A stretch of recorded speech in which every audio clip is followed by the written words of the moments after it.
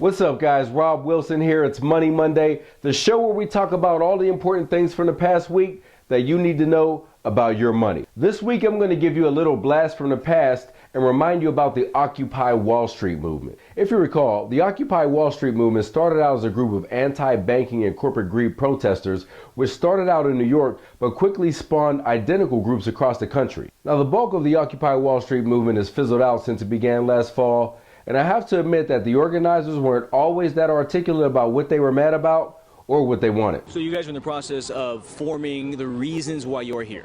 Exactly correct. Tell me why you are here tonight. I'm here to support the people. Why else would I be out here? But with news like that which came out of the financial sector this week, it's not hard to understand why they hate the banks and other financial institutions so much. Starting with Mastercard and Visa. Now, there's no doubt that you're familiar with these two big credit card giants, and they both have very slick marketing campaigns trying to convince us to use their plastic instead of cash. There are some things money can't buy. For everything else, there's Mastercard.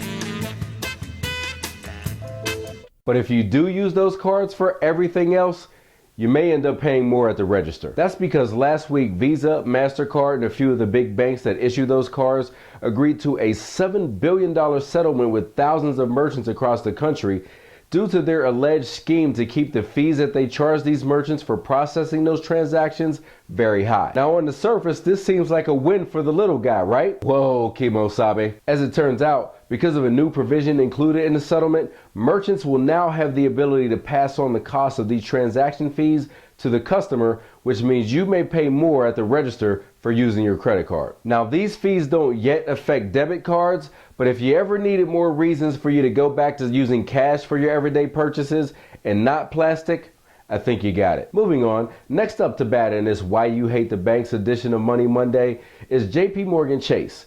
Fresh off the controversy of its multi-billion-dollar loss handed in by its chief investment office, we learned last week from a former employee that the company used to encourage its financial advisors to steer customers towards its own products and mutual funds, even when competitors had cheaper or better performing options on the table. Now, I've told you guys before that you've got to be very careful when you're dealing with financial advisors who work at these big firms, because you're not really sure where their financial incentives lie. These big firms have made it almost similar to you walking into a used car dealership. When you go in there looking to purchase a vehicle and you're looking for a good deal, you don't expect him to tell you that the better deal is actually at the dealership down the street, do you? Unfortunately, most financial advisors, present company excluded of course, aren't really there to provide you with unbiased financial advice.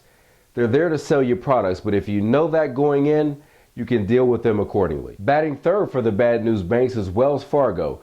It just had to pay a $175 million settlement because of allegations that it discriminated against Black and Hispanic mortgage applicants by charging them higher rates than other borrowers with similar credit profiles. The transactions in question happened between 2004 and 2009.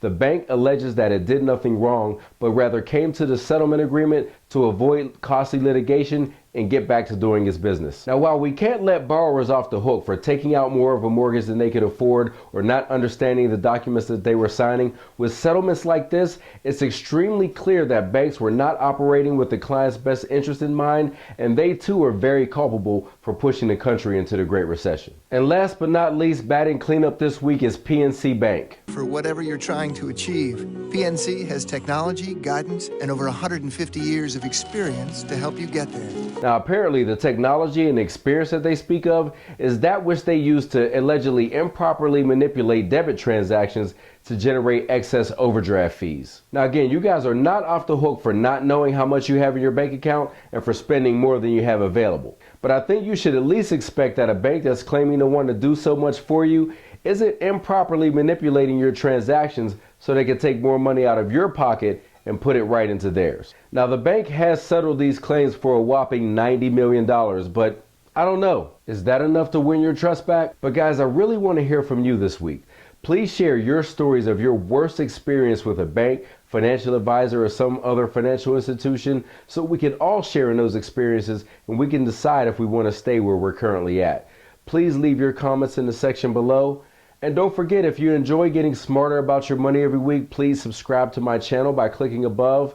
And if you do know someone that could use a little help getting smarter about their money, don't forget to like, favorite, and share this video so that maybe they can get smarter too. That's it for me, guys. This is Money Monday. You guys get back to work, and I'll see you next week. They say, well, I'm going to retire by the time I'm 50. Those are goals that people put out there. What do you mean by financial independence?